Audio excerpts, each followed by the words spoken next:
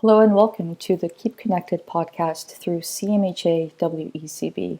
Today on the show, we have Kanwar Anit Singh Saini, also known as Sikh Knowledge. Kanwar is a speech-language pathologist, an artist, a DJ, a producer, and a community activist.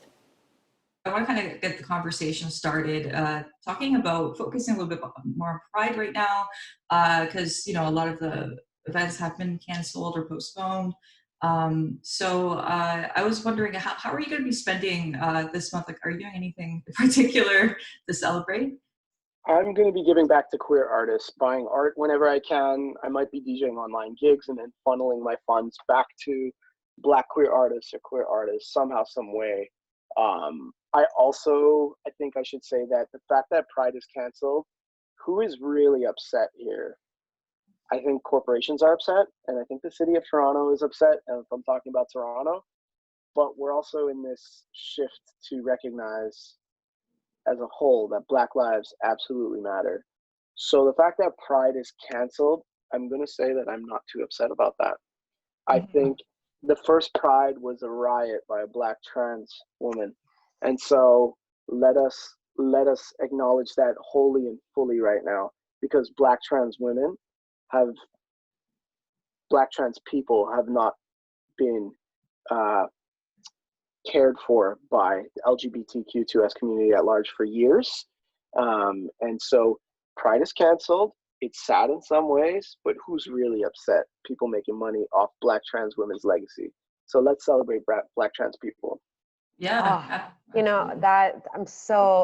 I was reading about that today, actually, and I honestly, that is one thing that I have wholeheartedly committed myself to do, is to educate myself more on the history.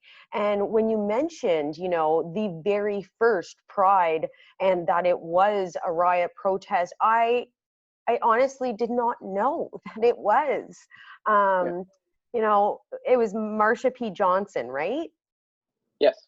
How did I not know this? And I'm humbled to continue to learn and better myself. And I agree with what you're saying as well.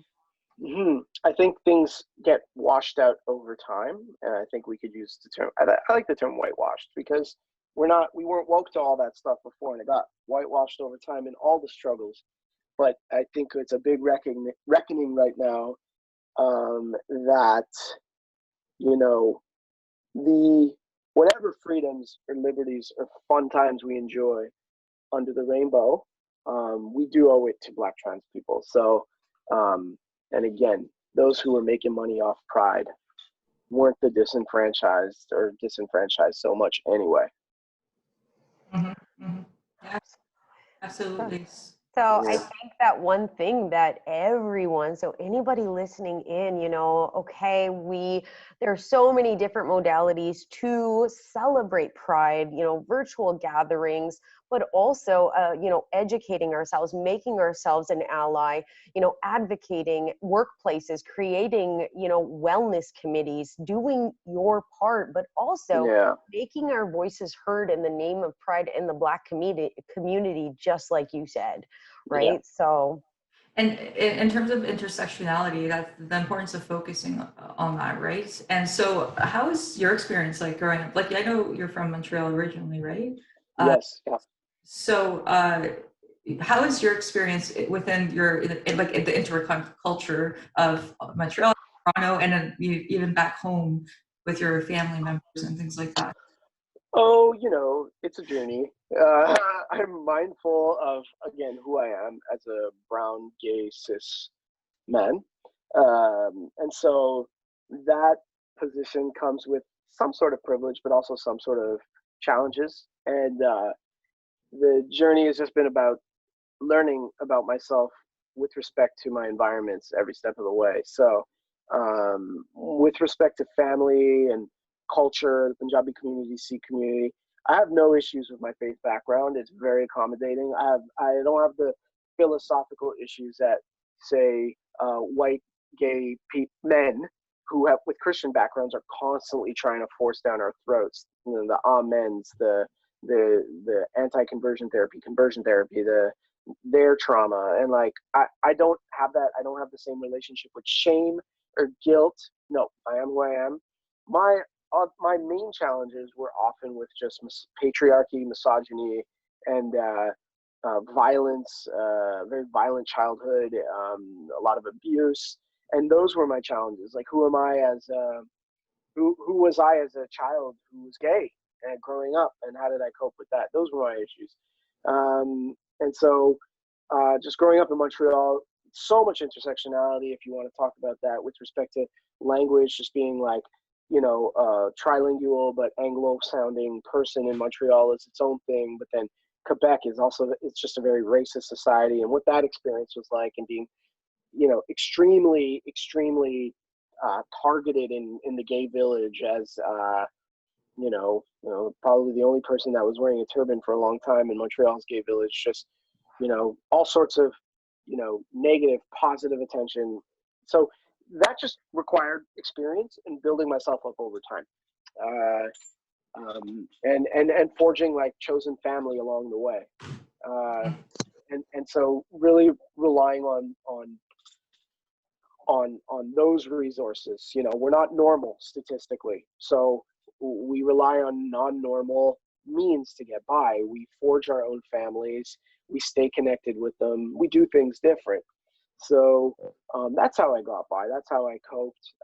In terms of being Punjabi, I've had my, you know, I remember, you know, my path was pretty janky. It wasn't like an easy path, like being kicked out of the house like 9 times during university, still getting a degree somehow, some way, receiving nonstop death threats throughout my master's. It's something that students around me wouldn't relate to, but you got to get through somehow, some way. So we get through, we're here now. And we're celebrating who we are, you know, as people of color, as Black people who are under that rainbow. Yeah, just hears like so much resiliency in that story. I was just gonna say, and I love how you say my journey, and you know, and I agree. I think that I can't stand that word normal. I think we're all we all have those varying degrees. We all reside on, you know, my normal is my normal. But what would you say? I loved how you said, you know, foster, you know, looking at, you know, you know, just attaching yourself with supports and, you know, just keep on going. Would you say that really having at least one supportive person, someone, was helpful through Absolutely. all of the, okay. Absolutely. Sometimes it's, you know, in my background, we believe in mantras. There's mantras, that word is a Sanskrit word, and it exists in many faiths of the subcontinent. And so, you know, the positive words of a person end up being a mantra for you in some of the toughest times. And so absolutely, you know, the positive words of one of my sisters, or the positive words of a friend, or even a stranger. Certainly I drew on those and repeated those words back to myself to get through. You know, I find that I naturally also veered towards being creative, sort of like a mechanism to heal without noting that I was doing that.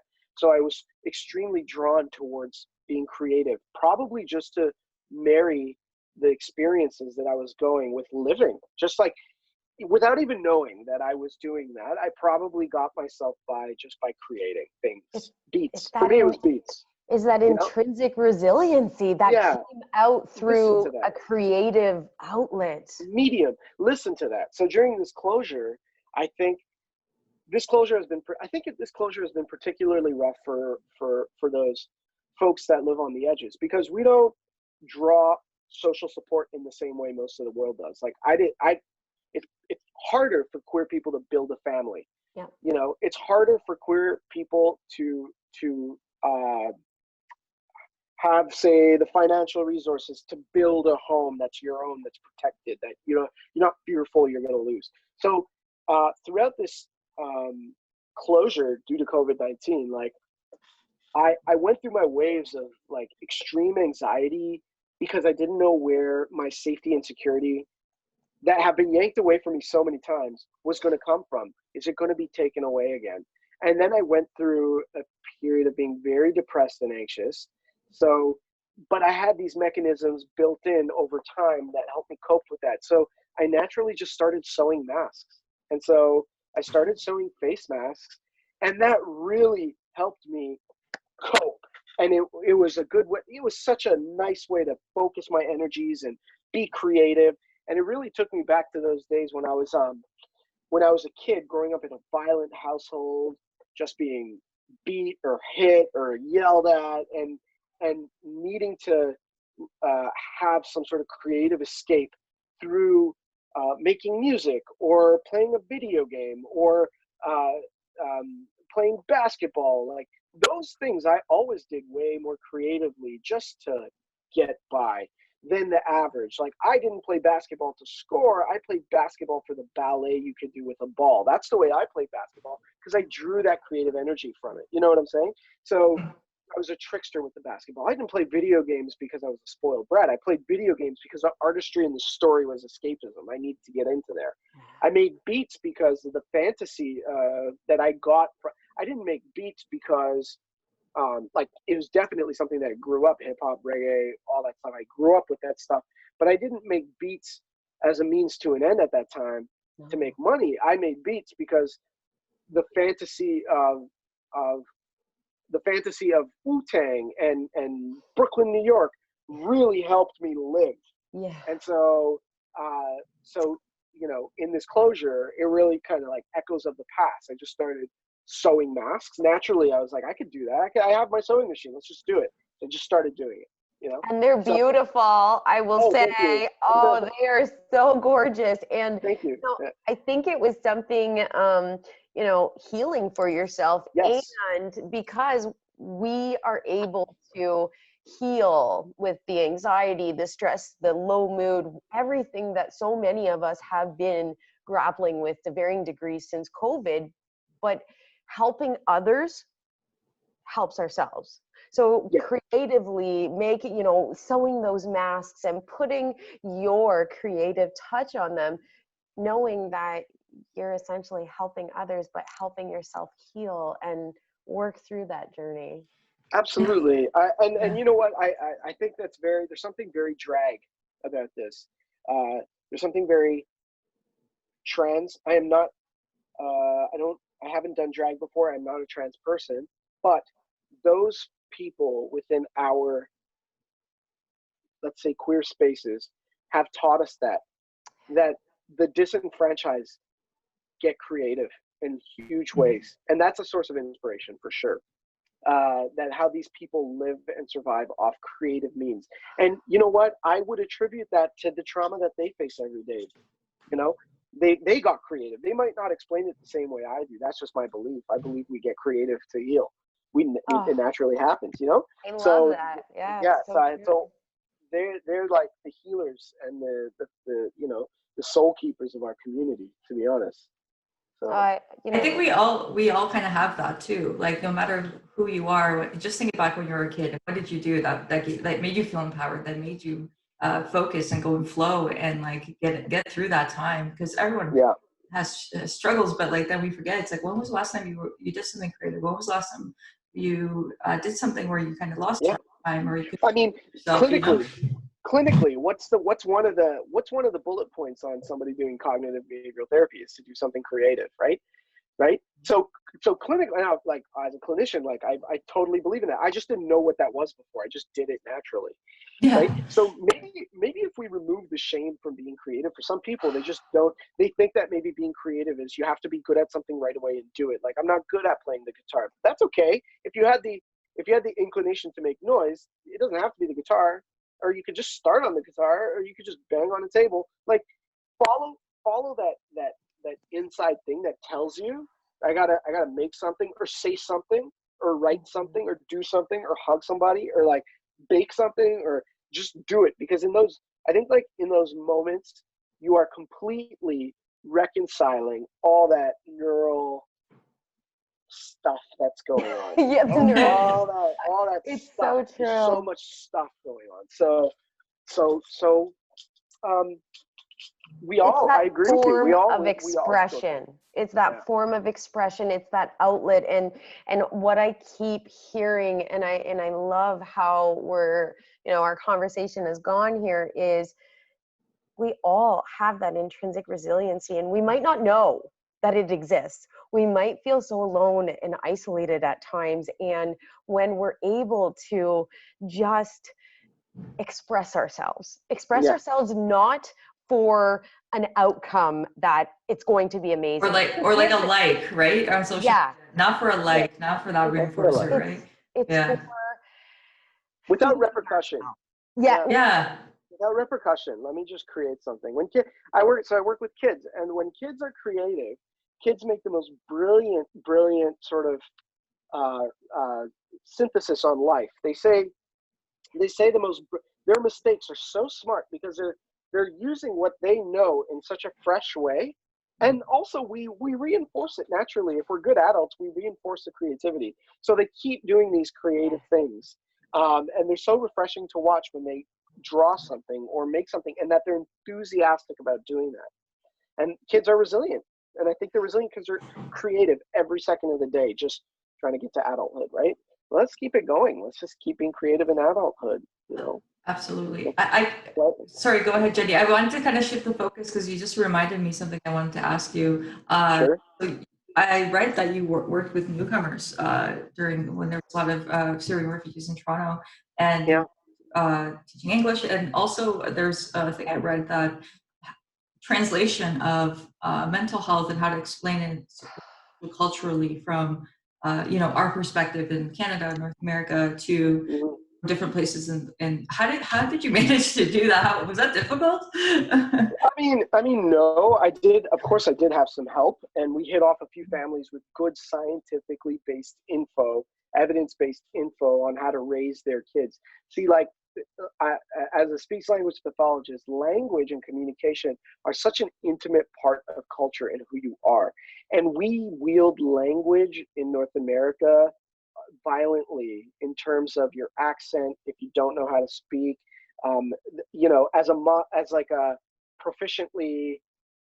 As a person who can speak English proficiently, I still have a huge tough time navigating healthcare, like reading everything involved in healthcare. So what we set out to do was, a lot of these families came from parts of the world where there's war, and there's a lot of trauma associated with that and neurological change in children. So the initial intent was to let them know how to best support their kids' speech and language, because ultimately language is culture, culture is language. We don't want kids to lose that. And neurologically, if you want like citizens of Canada that are going to contribute, which is what the dream is, what you need to do is ultimately support these kids with their culture. Neurologically, their first language is going to transfer skills to English eventually. But we're not here to force our culture, force our language on them, not celebrate it, in fact, shame it and vilify it. So we kind of gave them evidence-based info. I had a speech language pathologist buddy who spoke Arabic at the time who helped translate these bits of info. We disseminated tip sheets, strategy sheets to these families. So that in itself is a huge relief, because I'm not sure if you ever observed a parent who can't communicate with their child, or who is trying to communicate in a language that they're not familiar with. You're essentially cutting them off from their child, where we're saying, no, go ahead, speak Arabic, celebrate it. We're not a melting pot in Canada. We are a pluralistic society. That's different from a melting pot. The melting pot is south of the border. Let that be that. So here, you can maintain who you are. I'm not trying to glorify Canada in the sense that, I'm recognizing that Canada is a colonizing body and an entity. However, what I'm saying is, these families, we told them to celebrate their culture and heritage, and that is a very powerful thing to tell a parent, because then suddenly they feel liberated to connect with their child. They're not going to hurt their child. They're not going to remove their child from opportunities in this new place. They're not going to, there's all sorts of myths about the brain and multilingualism that the layperson doesn't know. One myth is that the brain gets confused with two languages, or there's only process for one language, or it's just not the way it works. So we were there to explain that.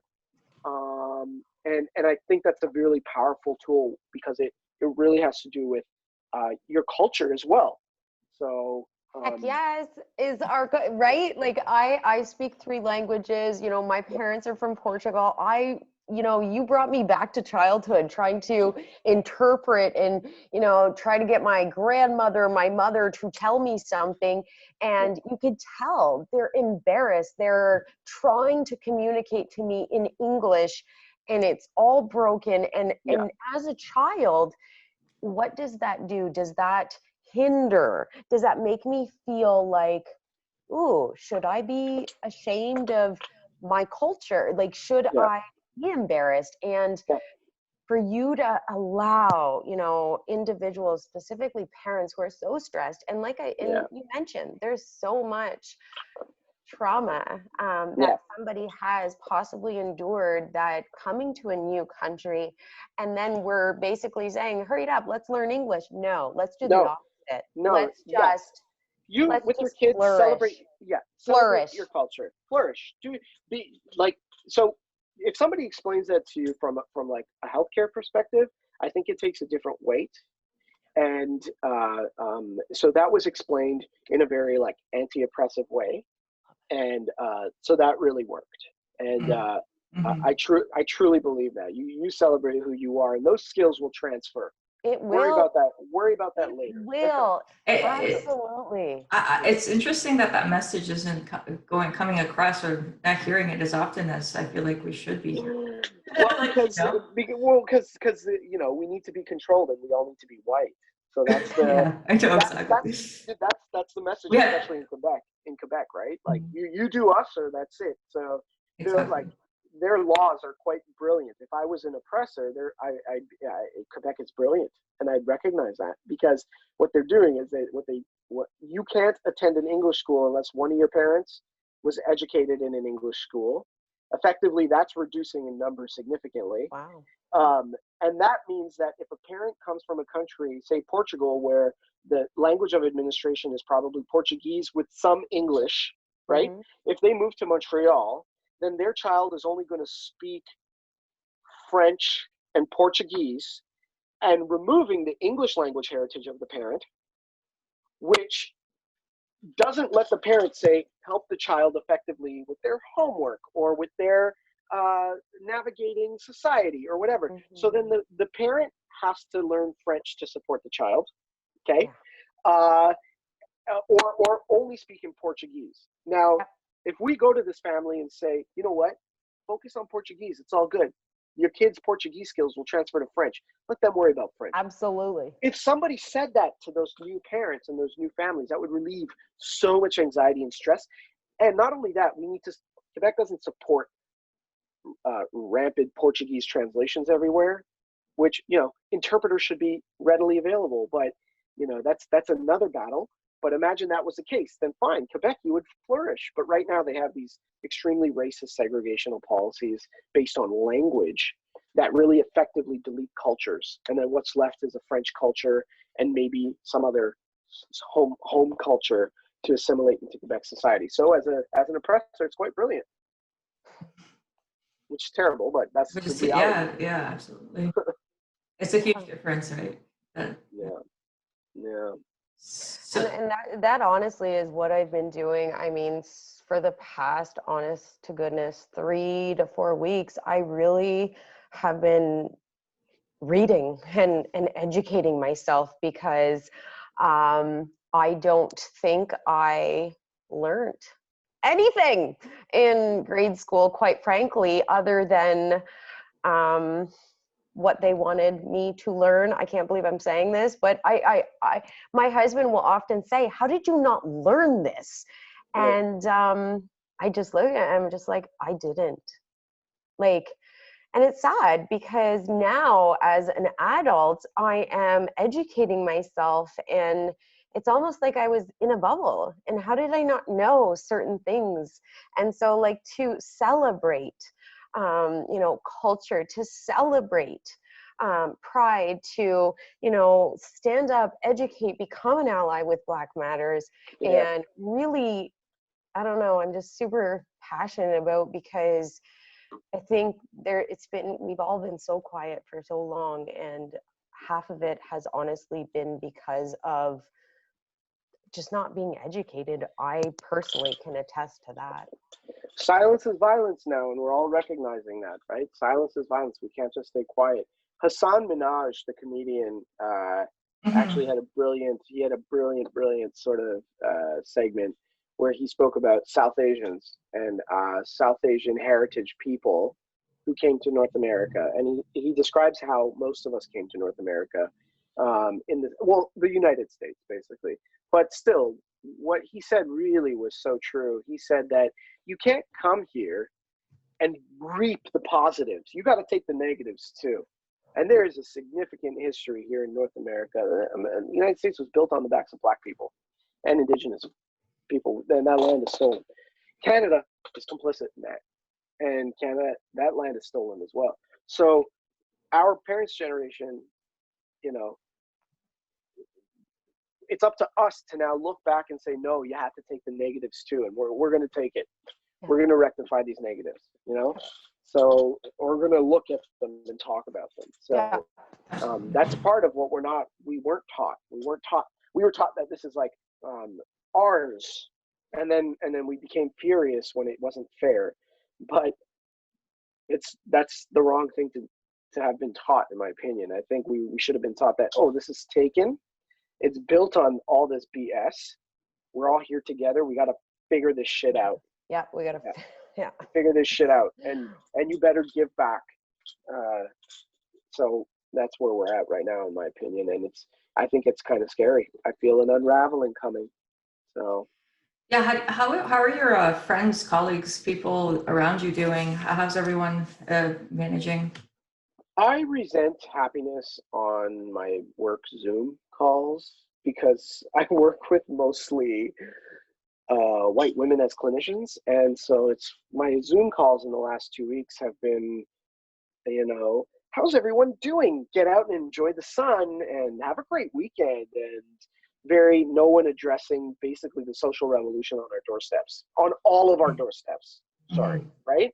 And so I've sort of been overwhelmed and emotionally exhausted myself as a non-Black person of color. But my colleagues, everyone seems to be putting on a happy face, so I don't know. Wow. I'm glad that you mentioned that. I'm like, and my friends in the core of the city, I live I live in Toronto, but just on the edge, and my friends are clustered in the core. So they've slowly been able to frequent each other and hang out. I have had a rough go at this, and I'm only getting a handle of it now, in terms of working from home efficiently, which I'm not. I wish I was. It's okay. It's very difficult, right? I know. It's like and like not leaving the same space. Like you leave to get groceries and go on a walk, but like it's very hard to focus and concentrate when you're in the same space making beats, doing your day job, making masks, taking care of your dog, like, or whatever you have. Like it's just my attention is gone. And so you know, I'm looking forward to phasing back into normalcy, but you know, that's going to come with some classist. I mean, this has been pretty classist anyways, because our essential workers, in terms of food service and grocery stores and things like this, Uber drivers have been like people of color and Black people. So yeah, exactly. So, let's go back to what you mentioned. I started to get a little emotional when you said, you know, the past 2 weeks being on Zoom calls and, you know, people that, oh, have a nice weekend. And, you know, I got emotional just because myself and Evelina, we debrief every day and we have been speaking to our colleagues. And for myself, what I've been more mindful of doing is acknowledging I think people say, oh, it's so beautiful, it's lovely, it's nice. It's because it's so much easier.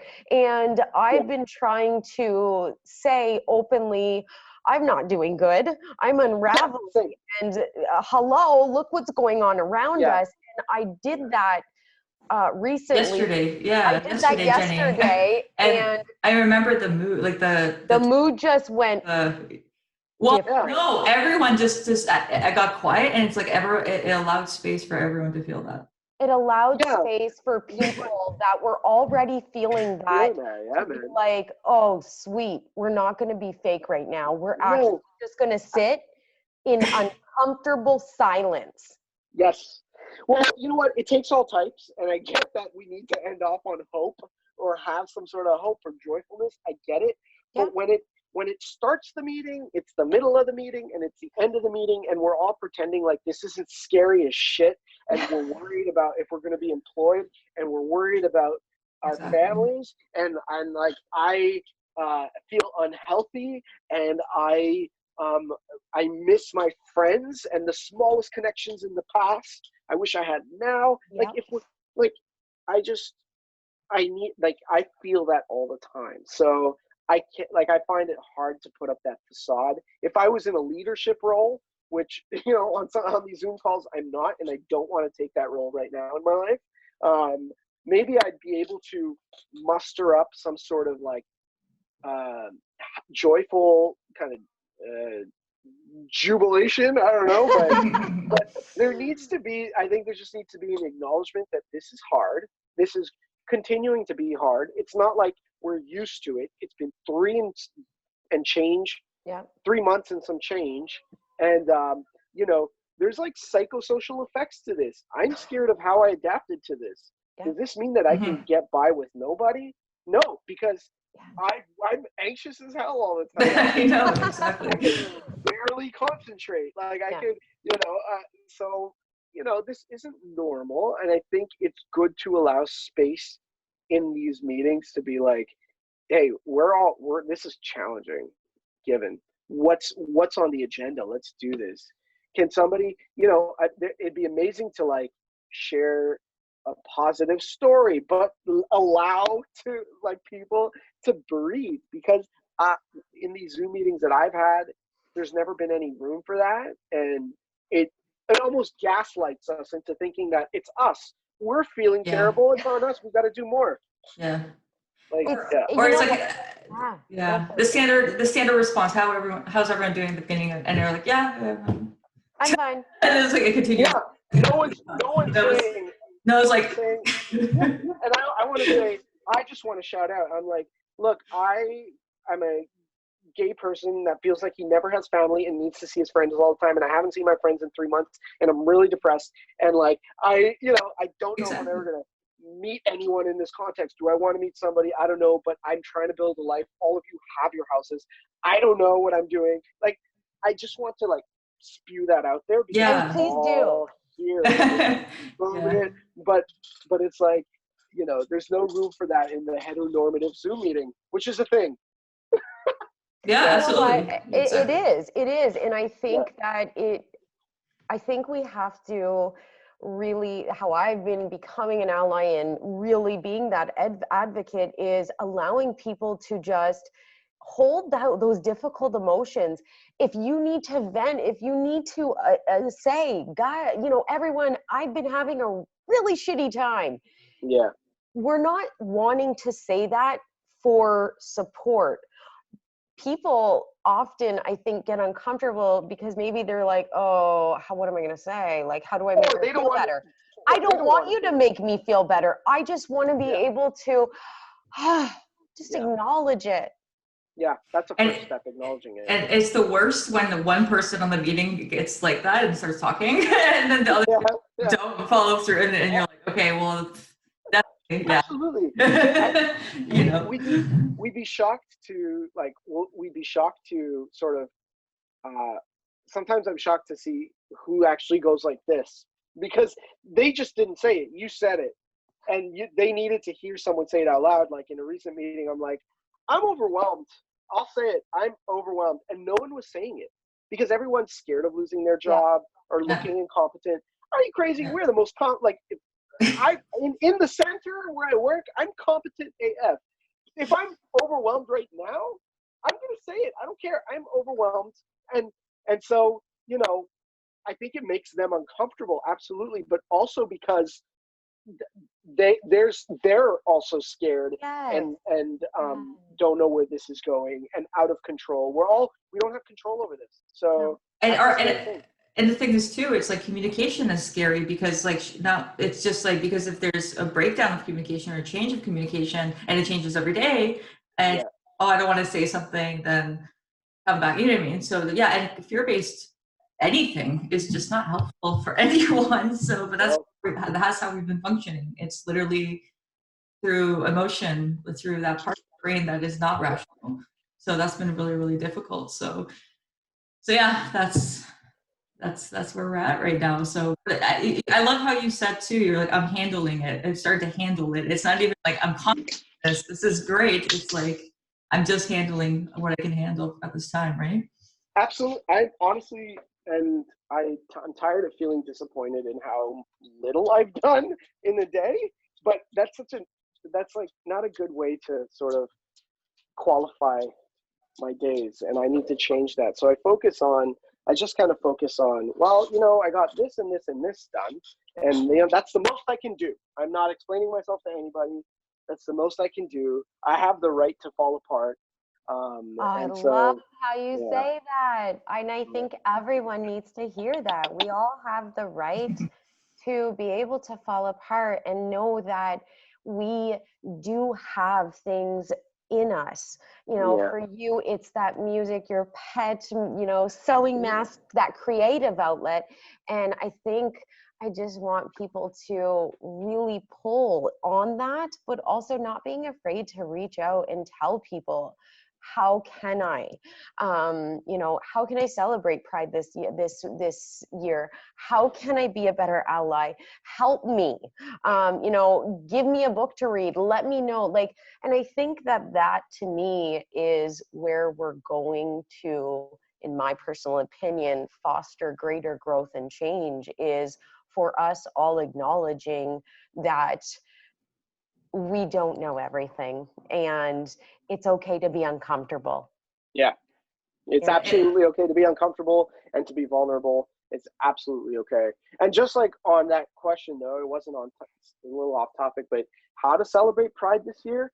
Buy Black art and Indigenous art and give back to those DJs and those communities, and all this shit is built on their backs. So. And thank you. We will, with this podcast, we will most definitely include ways to celebrate Pride, specifically in supporting Black Lives Matter. And we will also attach a whole bunch of links for some great books as well that people can take the time to read, or some podcasts, and definitely everything else out there.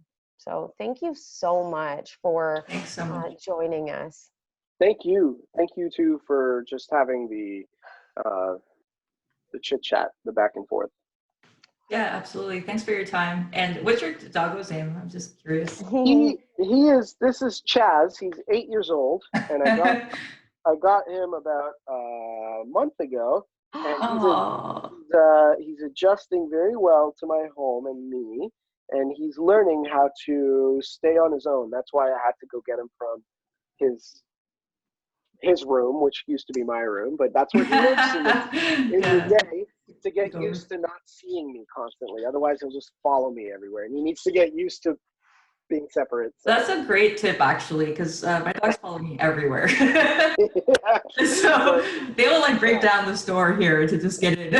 So that's wonderful. Awesome. I think all of our pets are going to experience separation anxiety when we all return back to work. I find that I'm getting him ready. Also, yeah, good for you. Mine too. Getting him ready. Yeah. Okay. Awesome, guys. Well, thank you so much. Thank you so much, and it was awesome meeting you virtually. Thank you. Bye-bye. See you later. Bye. Bye. Thank you. Bye.